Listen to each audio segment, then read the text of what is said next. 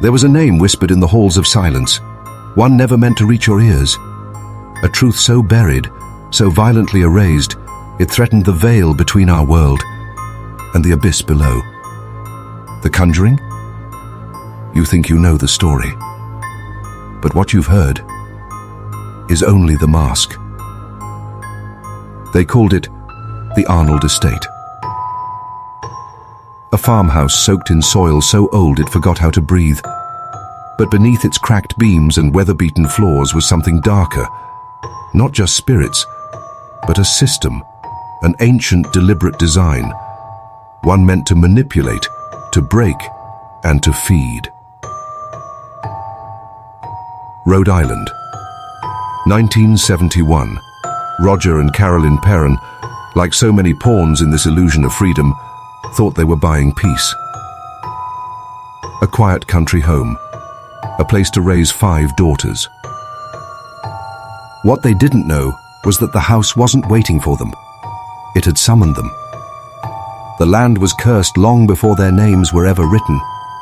Buried beneath it? A bloodline of witchcraft, blood rituals.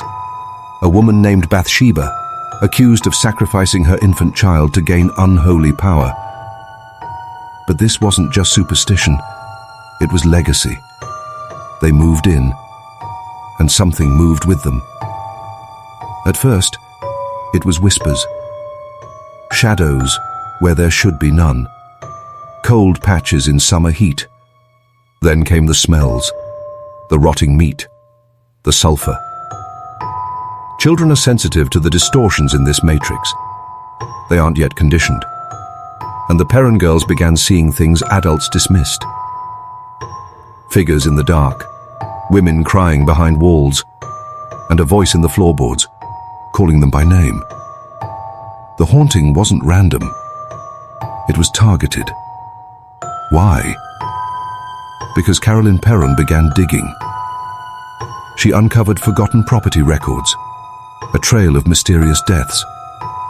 Hanging, poison, madness, all connected, all leading back to Bathsheba. But here's what no one told you. Bathsheba was not alone. She was a vessel in a larger network, a priestess of a corrupted lineage, designed to protect an older, darker system, one that still exists today. This wasn't a haunting, it was an initiation. And the question you must ask isn't what happened in that house, but rather, who sent them there? Chosen. That the house wasn't haunted by mistake, but engineered to awaken something far more dangerous. Dormant truth. Look deeper. That farmhouse wasn't just a structure, it was an antenna, a spiritual receiver, calibrated to ancient frequencies most men can't detect, let alone understand. You see, old land holds old power. Power buried by conquest, stolen by colonists, sanitized by the church, and paved over with silence. But energy like that, it doesn't go away. It waits, it festers, and when the right bloodline crosses its threshold, it activates. Carolyn Perron didn't just walk into a haunted house. She walked into a centuries-old ritual space designed to strip a person of their identity and rebuild them into something else. Remember the banging, the scratches, the voices in the walls? That wasn't torment. That was programming. Bathsheba's spirit wasn't lashing out randomly. She was enforcing a pattern, passed down from the ancient rites of the blood cults of Europe. The same occult networks that infiltrated Puritan New England under the guise of piety. Bathsheba was called a witch because she performed the unspeakable, ritual child sacrifice. But you were never told why. Because behind the veil of superstition lies something far more precise. A technology of the soul, a way to pierce the spiritual field and make contact with something not human. These rituals weren't madness. They were instructions, coded behaviors designed to feed and bind. And Bathsheba was simply the last visible node in a hidden network that survived purges, burnings, and reformation. When the Perron family moved in, the sequence restarted. One daughter sickens, another hears voices. The mother becomes the target, always the mother. Because within the matriarch lies the spiritual nucleus of the bloodline. Break her, and the family breaks. This is a control system, refined through centuries of trial, blood, and secrecy. But ask yourself, why did no one warn them? Because they were meant to fall into the trap, to feed the story, to perpetuate the illusion of spiritual chaos, while hiding the architecture of spiritual engineering. And here's the terrifying truth. That house was never meant to scare them. It was built to transform them.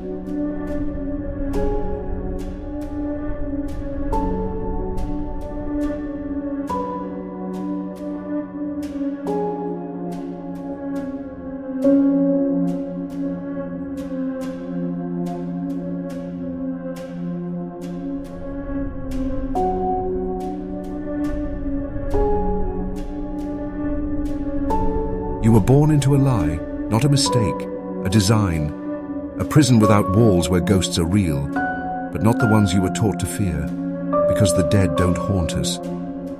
The architects do. Behind the whispers in that farmhouse was a system. Not spiritual chaos, not random haunting, but ritual protocol, guided by a doctrine older than the Republic itself. Let's be clear. This isn't about ghosts. It's about control. The same forces that engineered the Perron's descent engineer yours. They wear different masks: religion, psychiatry, entertainment. But beneath the robes, the white coats, and the studio lights are men who know. They know the mind is programmable. They know fear creates submission, and they know trauma opens doors.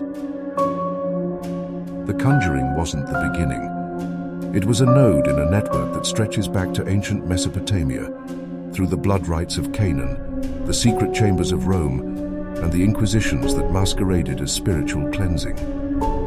Every age has had its name for them.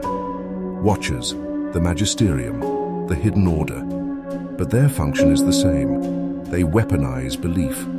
They engineer ritual architecture into culture, songs, symbols, buildings, narratives. And the Perron house? It was a living altar, constructed in alignment with geomagnetic fault lines, containing material from old world foundations and saturated with decades of unprocessed psychic residue. This is where it gets surgical. The family wasn't just haunted. They were studied, watched, manipulated, every reaction catalogued, every breakdown measured, as if someone or something was observing the entire process. Because they were. The Warrens, famous demonologists brought in to help the Perrons, were never just bystanders. They were handlers. Their presence legitimized the supernatural, yes, but their function? To contain the narrative, to make it safe for public dig. Estian. They didn't stop the ritual.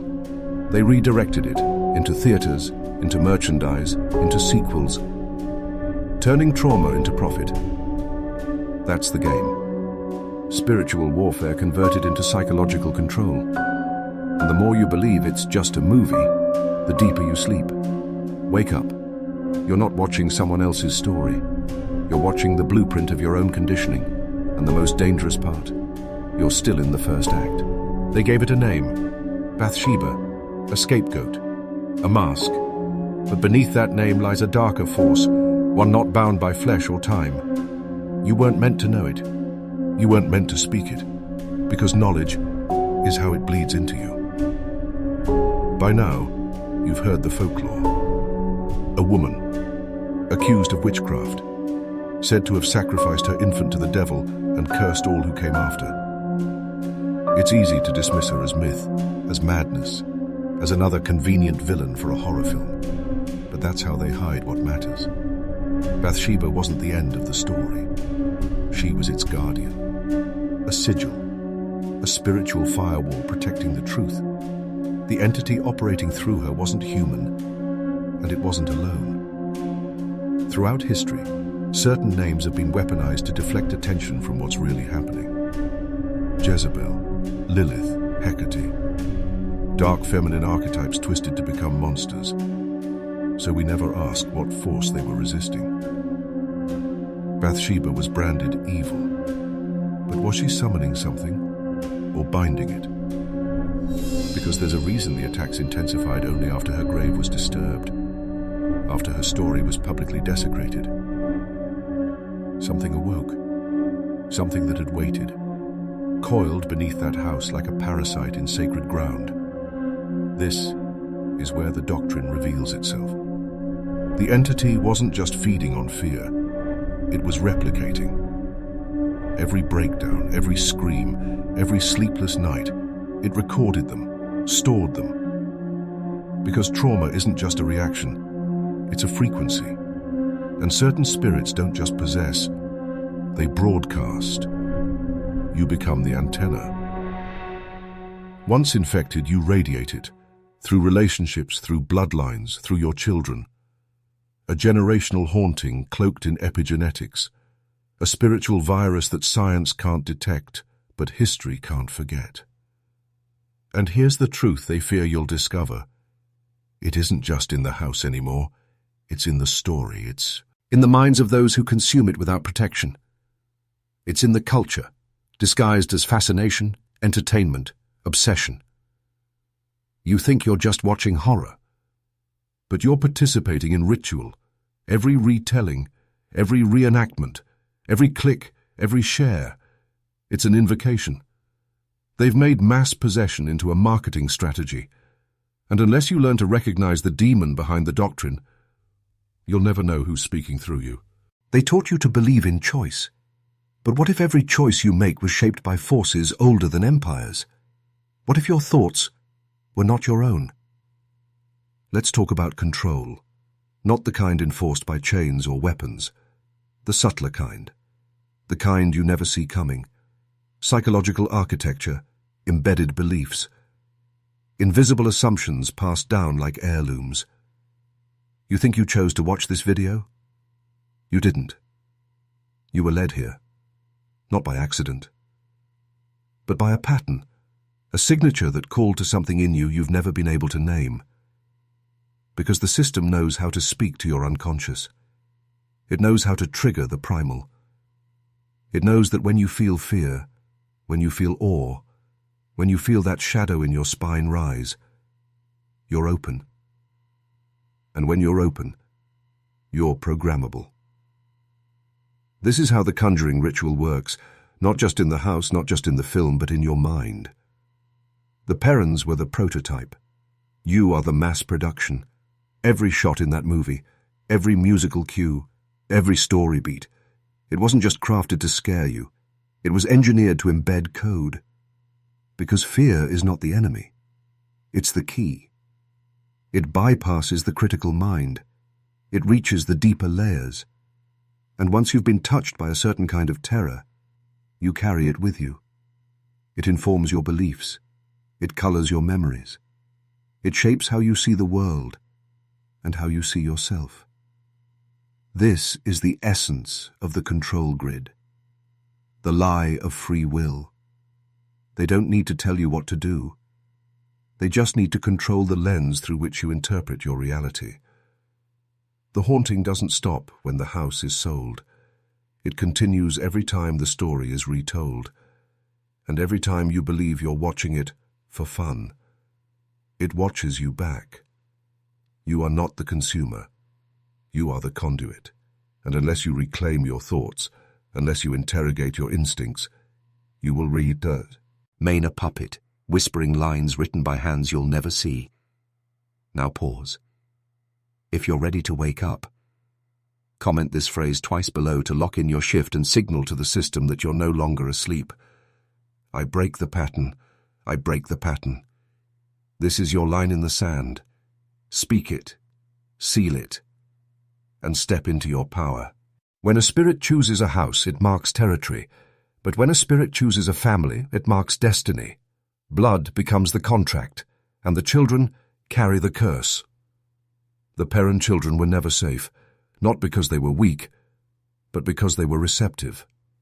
Children live in a liminal state, between waking and dream, logic and instinct. Before the conditioning sets in, before the firewall of adult disbelief is installed, that's why it targeted them first, not to scare, to test, to imprint. You remember Nancy, the 9-year-old, seeing the man in the living room, the one who vanished without a sound? He wasn't a ghost. He was a projection, a psychic echo left behind to measure response. Because the house was alive. Not metaphorically, literally. And like any living organism, it studies what enters it. It identifies the weakest link, the most emotionally reactive, and it begins its process. Sister turns against sister. Nightmares become identical. Sleep paralysis spreads like a virus. This is not random. It's ritual mapping, a spiritual scanning of the family's psyche. Once the house knows the blood, it chooses an heir. Andrea, the eldest. She begins to see what others don't. She feels drawn to the history, the shadows, the grave of Bathsheba herself. Not in fear, in fascination. This is how the shadow moves. It doesn't always possess. Sometimes it seduces. And when it does, the bloodline fractures. Why do you think generational trauma exists? Why do patterns repeat? Abuse, addiction, violence, mental illness. Because trauma is transmittable, not just psychologically, but spiritually. Dark entities bind to pain. And when a child is raised inside that energetic environment, They don't just inherit the story, they inherit the entity. Now look around your own life. What patterns won't die in your family? What addictions repeat? What fears were give? And to you, not earned. Because this is the deepest secret. You don't have to be haunted by a house to be haunted by a lineage. The same rituals that infected the Perrons are still active. Not because they survived, but because they were never interrupted. This is your inheritance, unless you reject it, unless you become the interruption. And most men never do.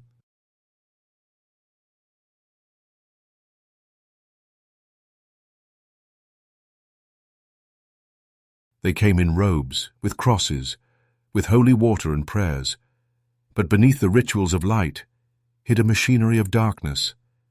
And when they entered the Perron home, they didn't cast out the evil, they made it sacred.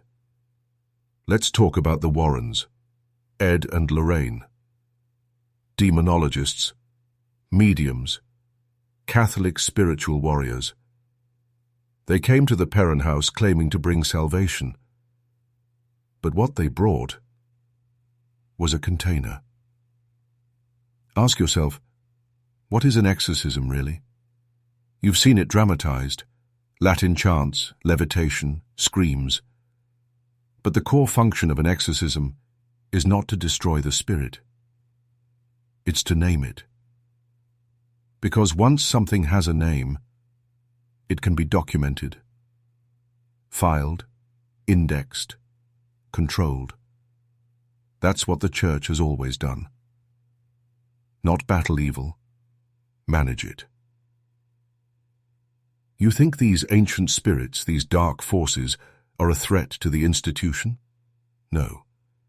They are its currency.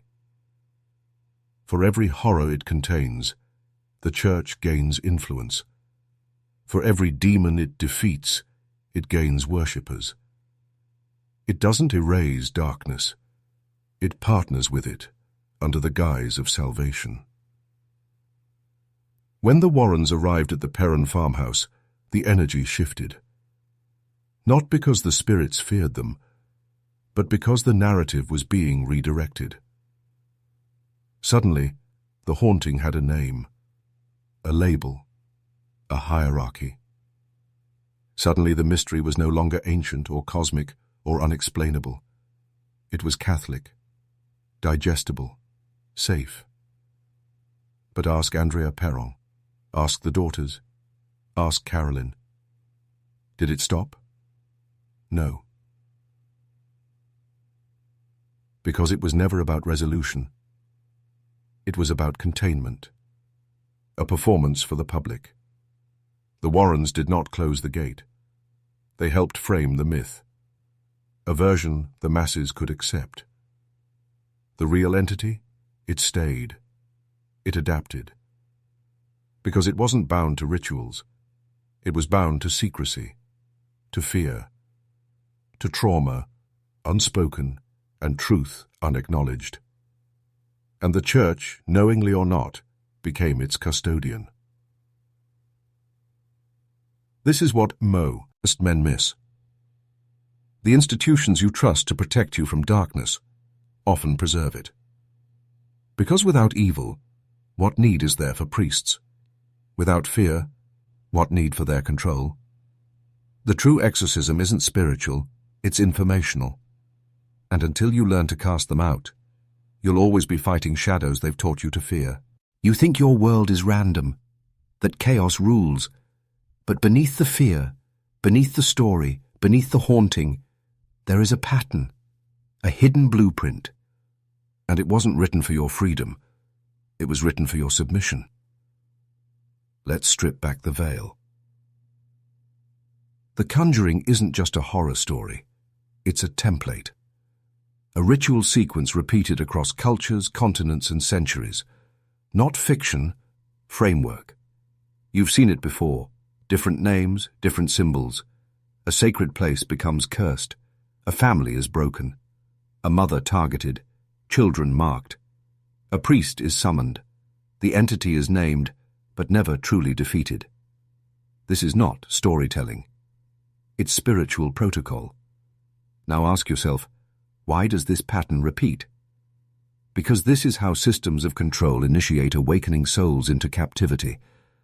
The trauma is deliberate, the breakdown is engineered, and the salvation offered is a pre-designed loop that leads back to dependency, never sovereignty. Just like the Perron family, you are born into a haunted structure, not a house, a matrix, one built of lies disguised as culture, of rituals disguised as religion, of fear disguised as truth. Every building you enter, every calendar you follow, every holiday, every oath, every pledge, was not built for your liberation. It was built to bind your perception, to keep you facing the shadows, so you never question the architecture. Bathsheba. She was just one of many sacrificed to the deeper ritual, the ritual of diversion. While you chase ghosts, they build the next layer of your cage. While you fear the dark, they feed on your compliance. But here's the crack in the foundation. Pattern recognition is rebellion. Once you see the code, it can't hold you. Once you hear the hum behind the ritual, you can interrupt it. This is what they fear. Not your weapons, not your prayers, but your awareness. Because the house didn't just try to break the Perrons, it tried to break your instinct to question. And every time you choose to believe the myth over the message, you help them build the next layer of the illusion. But not tonight, not here, because now you see the pattern. And from this point forward, you are no longer just a man. You are a map breaker. The most dangerous lie is not the one you believe, it's the one you refuse to question. Because behind every haunting, behind every war, behind every institution, there is one truth too toxic to be spoken. So they bury it beneath another lie. You've been told the world is built on reason, on progress, on science, logic, law. But that's the outer shell, a polished mask for something ancient, ritualistic, and sacrificial. And the Conjuring? It's not just a case study, it's a crack in the mask. Because when the Perron family screamed for help, when the darkness surged through the walls of their home, what answered wasn't justice, wasn't protection, it was containment.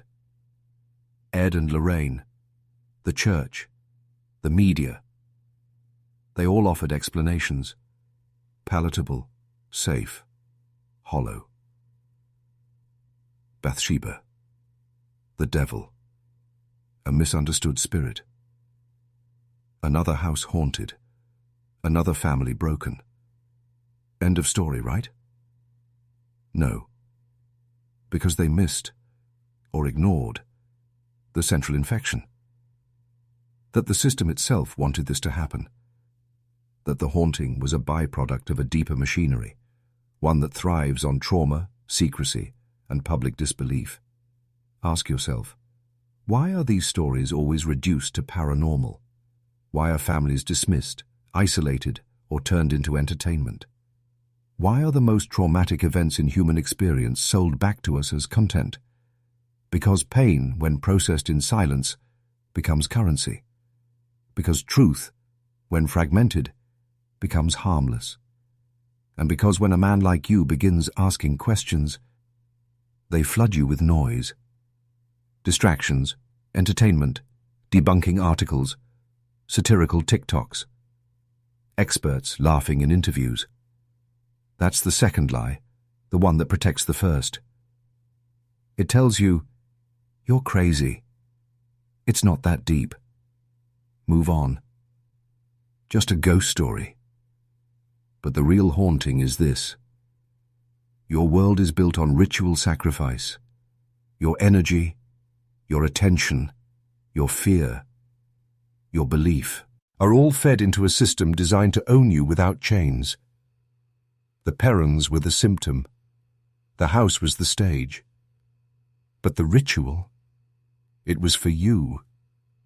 To train your mind to accept the unacceptable, to doubt your own spirit, to believe that evil is rare, that power is benevolent, and that your instincts are wrong. But they're not.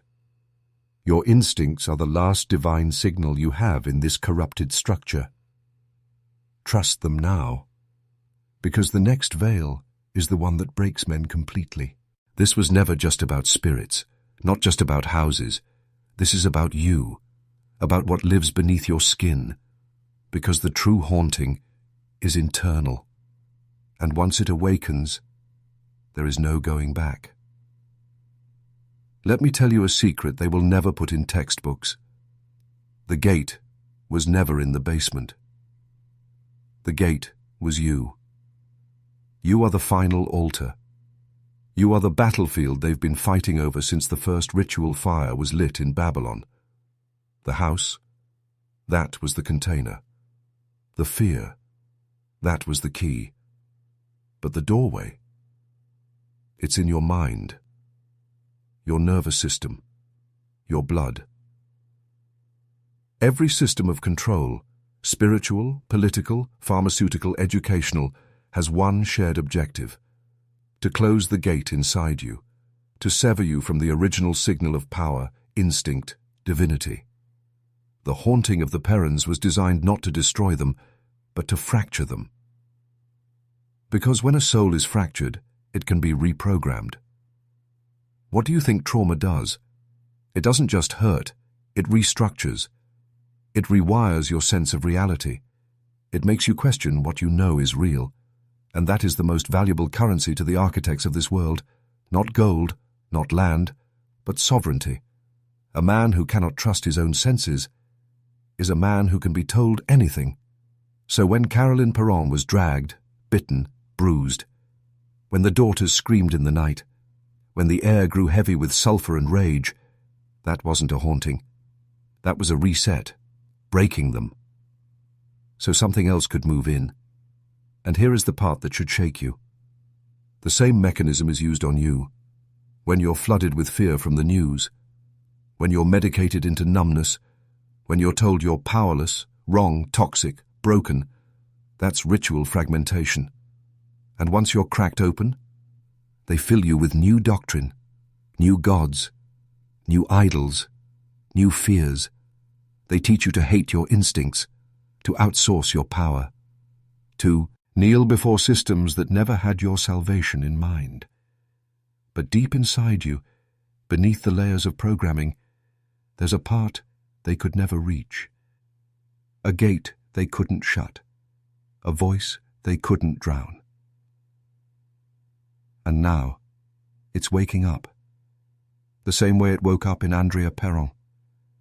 The same way it tried to wake up in Caroline, before the fear overtook her. You feel it, don't you? That vibration in your chest.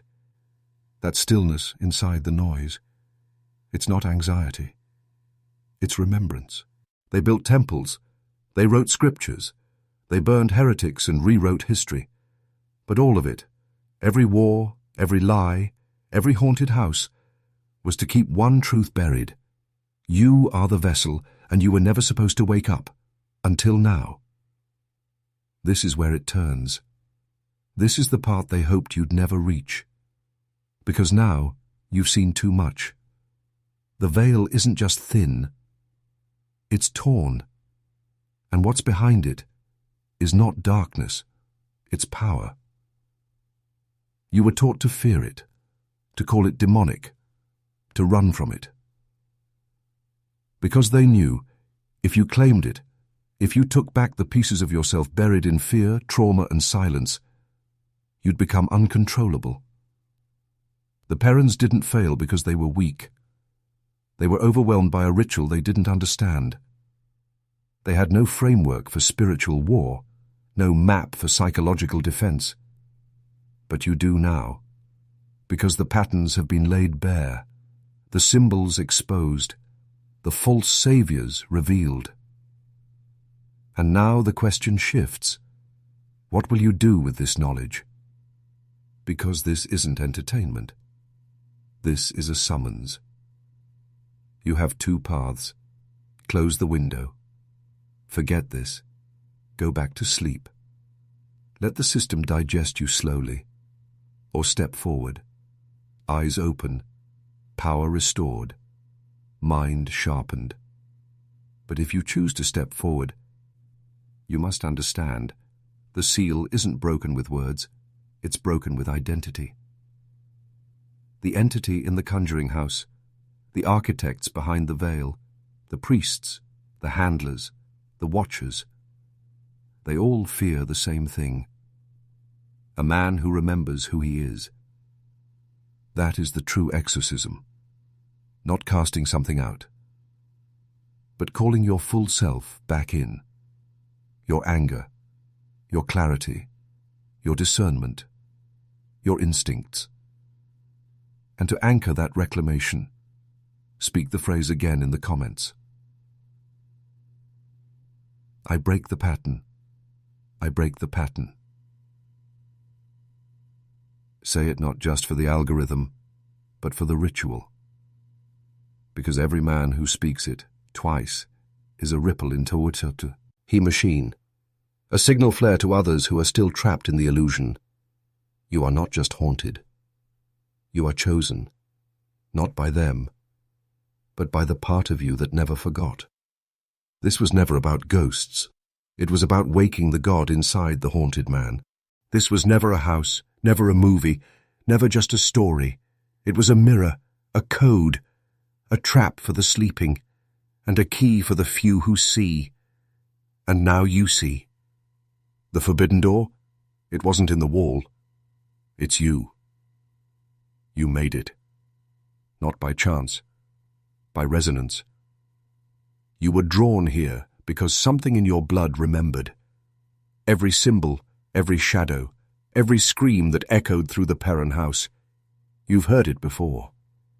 Maybe not with your ears, but your soul knew. Because you've walked through haunted corridors that no one else could see. You've felt the hum in your chest when something wasn't right. You've sensed the weight in your dreams. And you've always known. This world is not what it claims to be. They gave it names. Haunting, possession, paranoia. But those were just labels to contain truth.